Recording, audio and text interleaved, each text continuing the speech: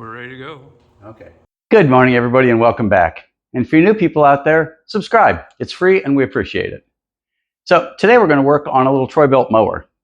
Now, from what I was told, it leaks gas everywhere.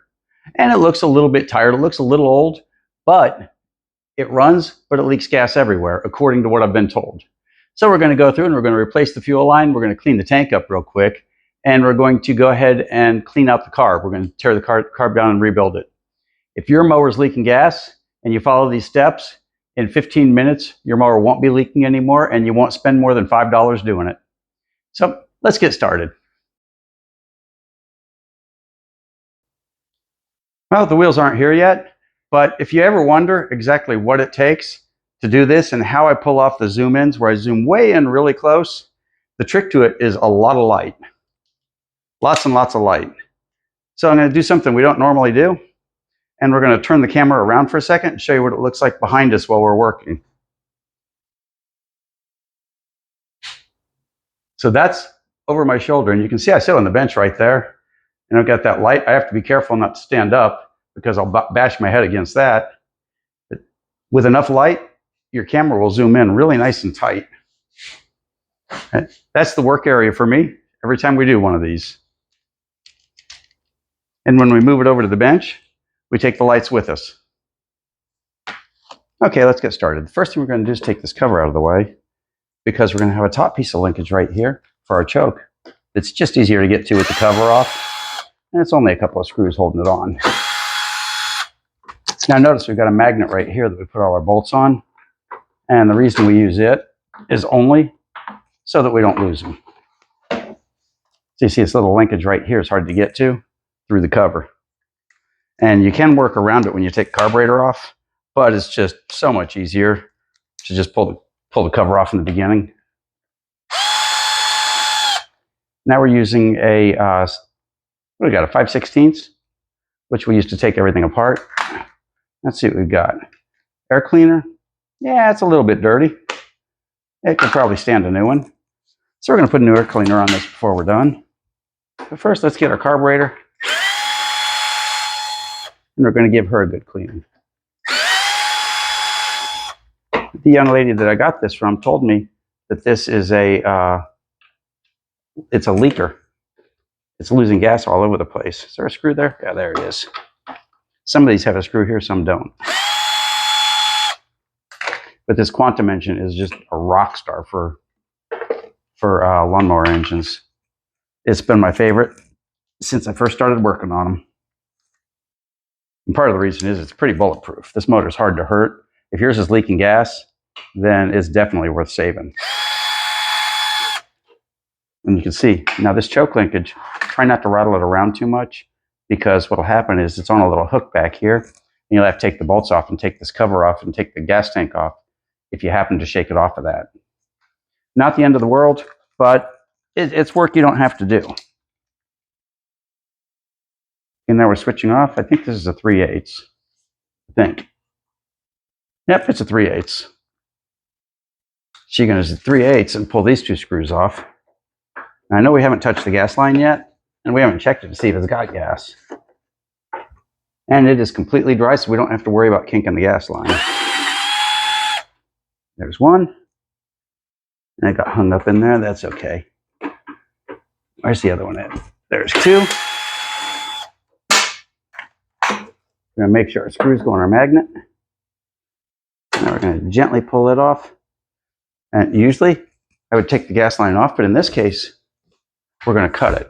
And the reason we're going to cut it is this is an old gas line, and we know we've got a leaker here that it's leaking gas into the engine, so I don't trust this gas line. And we know it's a leaker because we can see where it has leaked all over the deck. We can see the color difference. So yeah, I see a couple of drops falling out, but that's okay. It's not much. See, it's already empty. So there you go. Now we've got a carburetor. So let's take her over to the bench and give her a bath and run her through the ultrasonic and see if we can't save this bad boy. Now I've hosed her off a little bit. All I did is spray it with a little bit of carb cleaner to get the junk off the outside because I don't want to take the inside apart while the outside's a mess. So we're going to pull this O-ring. This O-ring usually stays with the engine, but pay attention if it's right here. Now the part we're going to do next, you could do by spraying it by hand, but since I've got an ultrasonic cleaner, we're going to go ahead and use it. If you've ever considered buying one, I use a little cheap one that I got at Harbor Freight, and I am considering upgrading it because I've had it for a year and a half now, and it's done a pretty good job. This is where your problem usually sits. In this case, we know it's a leaker, so it's entirely possible that the problem is right here. And what will happen is little pieces of fuel line will get inside and they'll clog this up, and this is what allows the gas to go into the carburetor. This is your float and your needle. And the seat very rarely goes bad, but we always check it before we go and replace it if necessary. So let's get that little piece of fuel line off. And remember, we just cut this off because we know we're not going to use that fuel line again. The fuel line can degrade over time, and then what will happen is little pieces of it will flake off and they can get caught in here. If you look, it's hard to see, but it's a tiny little orifice there. Figure it's an orifice that sits on halfway through. It's a tiny little orifice, so you want to try to keep it as clean as possible. Doesn't take a whole lot to make it get stuck. And don't ever fill your lawnmower up in the yard, because that could just be the death of it. Okay, I actually heard this crack when I was pulling it off. So that's it. We're going to gently pull this gasket off. I don't think this gasket's savable this time. We'll go ahead and put a new one on. Nope, it's saying it's coming off in pieces. We've got plenty of those sitting around.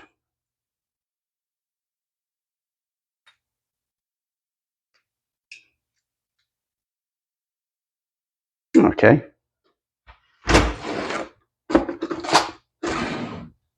Let's clean the rest of that off.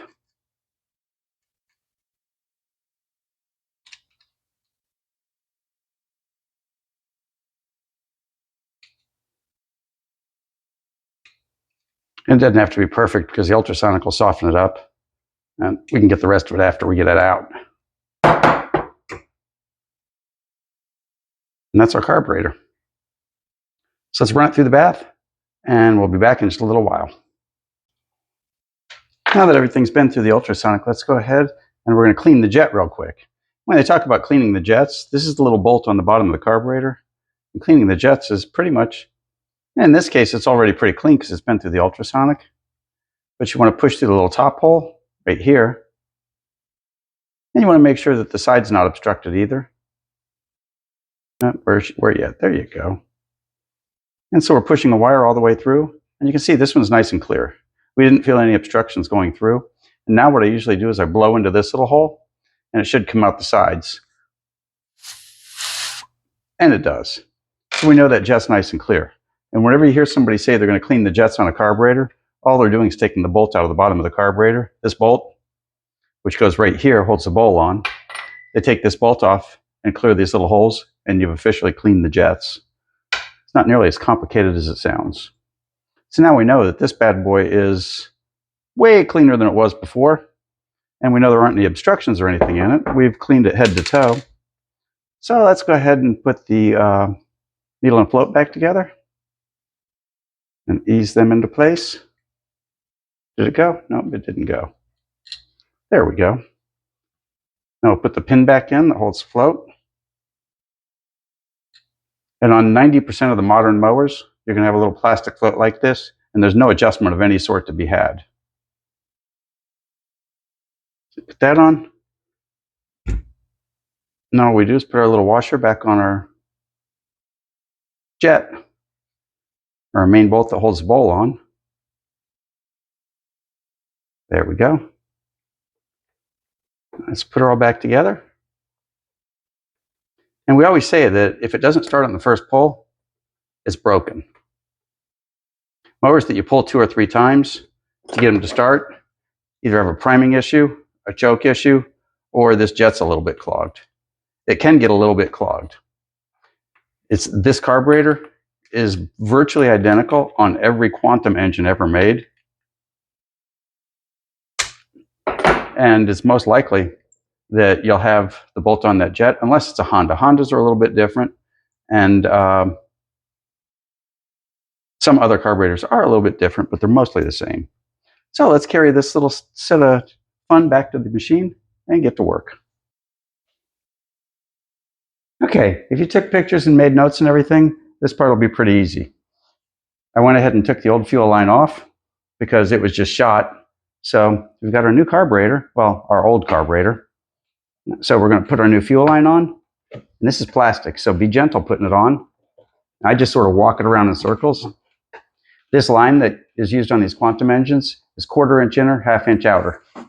That's what the factory size is. We'll walk it around, walk it around, walk it around, walk it around. And I used the old fuel line to cut the length, and I made it a tiny bit long.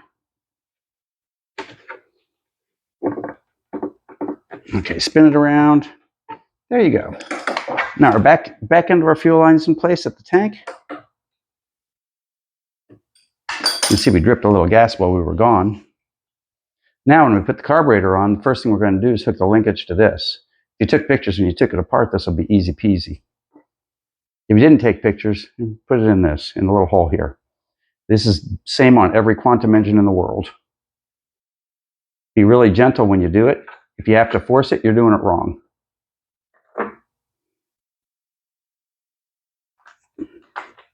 Now remember, the carburetor is sealed with a rubber gasket on this one, on this type of motor, so you don't have to worry about gaskets or things falling out or anything. Way easier than some other motors like the Hondas. Where you at? It's also easier if you're trying not to get in front of the camera. There we go. I felt her click into place. There's one.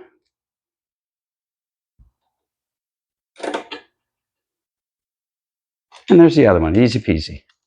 So we'll go ahead and tighten those. And you don't have to go terribly tight, because remember, you got a rubber gasket here. That's all you have to do. Here's the great part about watching the videos rather than actually being here when it's being worked on, is I just had to go tend to something else for a few minutes, and now we're back to this. So you didn't have to sit through that. So now we're going to put the choke in place. I think that's where we left off. Let's get that in her little spot.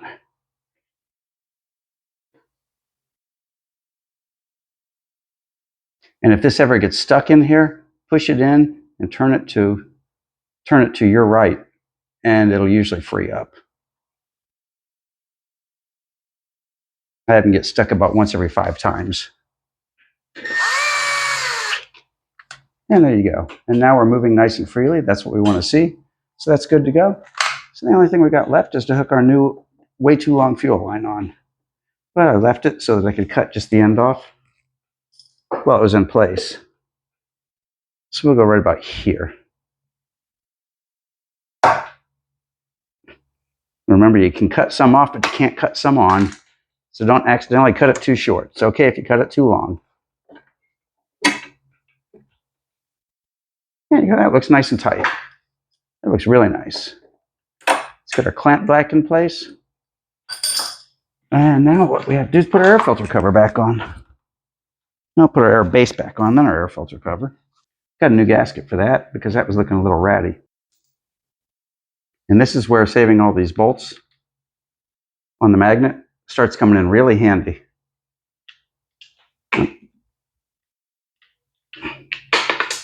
Whoa. Get back here, you. There you go. We got our new gasket on. Let's very gently get her all back in place. And the gasket's not as important when it's an auto choke as it is when it's got the little choke ball in this part. If it's got the little primer ball right here, then this gasket is very, very important.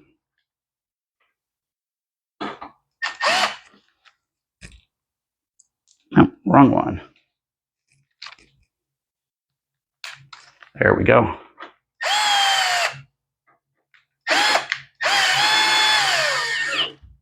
Nice and gentle.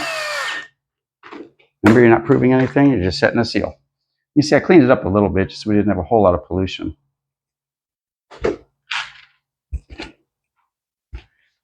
So now we got the old air filter. Now it's just a little bit dirty, but we can go ahead and we'll wash it off real quick. And there it goes. It looks real nice.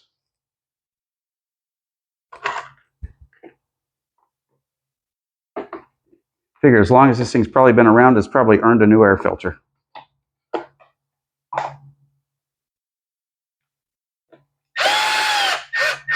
And that's it. You've cleaned your carburetor, you've gotten rid of obstructions, and now off camera, I took the gas tank off and flushed it out real quick and sprayed a little carb cleaner in it and washed it out.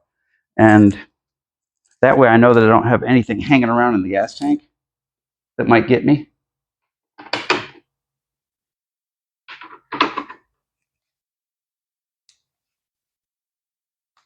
Oh, you know what we didn't do?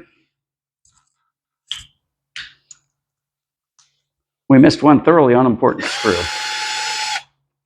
Probably the only screw on the whole machine you can get away with not putting on, but we're still going to put it on since it's here. That one right there. That goes to this little steel bracket up here. There we go. That's the advantage of working on a magnet, is when you're done, that magnet should be empty. In this case, it wasn't. We saw that extra screw. So it saved us from ourselves. And the only thing we've got left is to toss a little gas in her, and she should start on the first pull. And if we put gas in it right now, we know the system is entirely empty of fuel and everything. So if you put gas in it right now and it starts on the first pull, then you know that every mower in the world should start on the first pull. Let's get our handy gas can.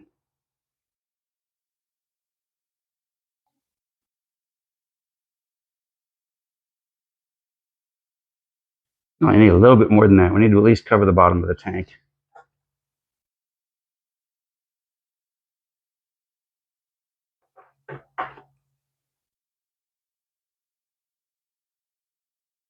There you go. That should do it.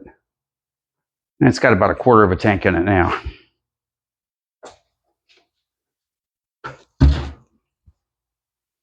Now, while we move this over, the gas is settling in and it's just finding its place into the bowl, and it's filling up the bowl. So we're going to scoot the camera over because the lights and the general traffic of the world where I'm working on it is busy. I'm not going to turn it off because I want you to see it start on the first pull. So we're not editing any of this out. You've watched it and you've seen the whole thing come apart. And we take a mower that just doesn't want to run, and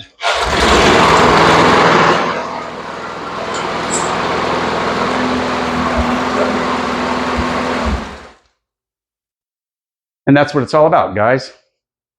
So the next thing on this is, let's go put some wheels on it. So I'll be back in about 10 minutes with some wheels. Okay, now we get to do my favorite part. A little beauty work to make her look nice. People love new tires. If you have to replace the tires on yours, make sure that dust cover is in good shape and make sure your tires match completely. That's important.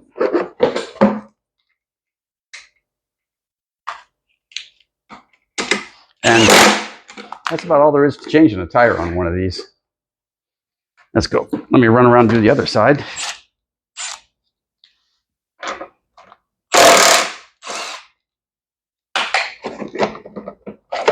Now I've got videos on changing tires where I went much more in depth on it. Oh, I've got a sleeve sticking on this one. No, maybe I don't. Let's go put her on and see what happens. Nope, I don't have a sleeve. I thought I did. There we go. Every now and again, the sleeves will come out of the centers of the wheels, and you have to wrestle them. When they do, I found the best thing to do is just cut them off the axle. And that's it. And it looks nice. Now this thing's ready to sell. Now, for those of you that were paying attention, you notice how this looks a lot nicer now than it did before. I pulled it off and did a little beauty treatment on it. I've tried 5 or 6 different things on that to get this plastic looking nice. And I'm going to do a video one of these days on what I do to clean them up. It doesn't look new, but it looks nice. It looks a whole lot better than that pink faded it looked before. So there are only three places a mower can leak gas.